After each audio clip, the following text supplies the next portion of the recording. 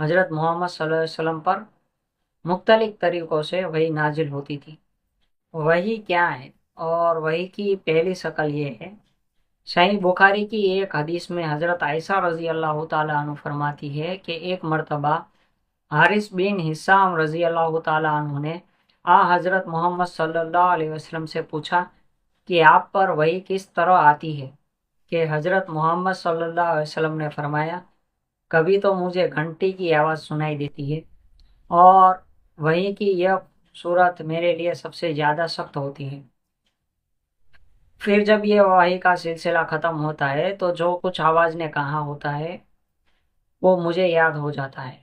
और कभी फरिश्ता मेरे सामने एक आदमी की शक्ल में आता है।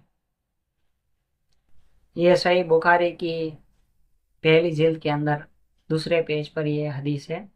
इस हदीस में आपने वही की आवाज़ के घंटियों की आवाज़ से जो तस्बीह दी है, शेख महिउद्दीन इब्ने अरबी रहमतुल्लाह अलैह ने इसका मतलब ये बयान किया है कि वही की आवाज़ घंटी की तरह मुसलसल होती है और बीच में टूटती नहीं।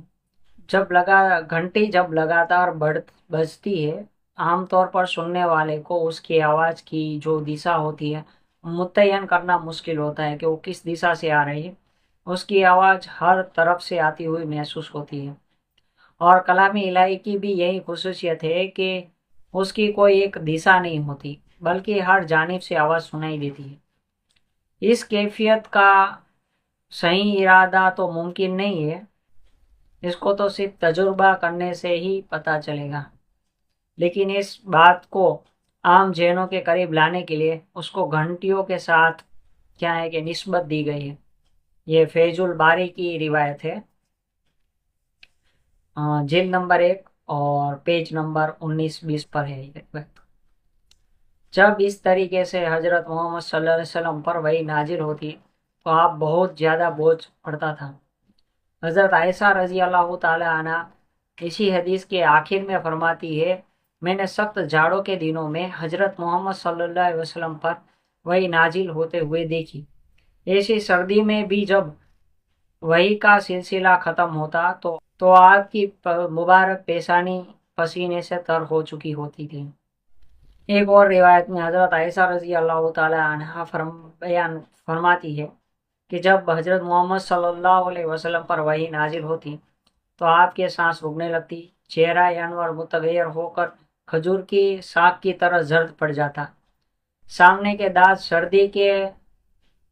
सर्दी से कांपने लगते सामने के दांत सर्दी से कांपने लगते और आपको इतना पसीना आता कि आपके पसीना मोतियों की तरह ढलने लगते थे। अलित खान जिल्द नंबर 1 और पेज नंबर 46 पर यह है। वही कि इस कैफियत में कभी कभी इतनी शिद्दत होती थी कि आप सल्लल्लाहु अलैहि वसल्लम किसी सवारी पर या जानवर पर बैठे हैं और जब वही नाजिल होती है तो उसकी वजह से वो जानवर बैठ जाता था। एक मर्तबा हजरत मोहम्मद सल्लल्लाहु अलैहि वसल्लम ने अपना सर अक़दस हजरत जैद बिन साबित रजी अल्लाह ताला अन्हु के जान पर रखा था। इसी हालत में वही का सिलसिला शुरू हो गया। इस हालत में हजरत जैद की रान पर इतना बोझ पड़ा कि उनको ऐसा लगा कि मेरी जो रान है, जो पैर है, वो टूट जाएगा। ये हवाला है जादुल मुआद जिल्द नंबर 1 और पेज नंबर 18 या 19। कभी कभी वही की हल्की हल्की आवाज़ दूसरों लोग भी महसूस करते थे।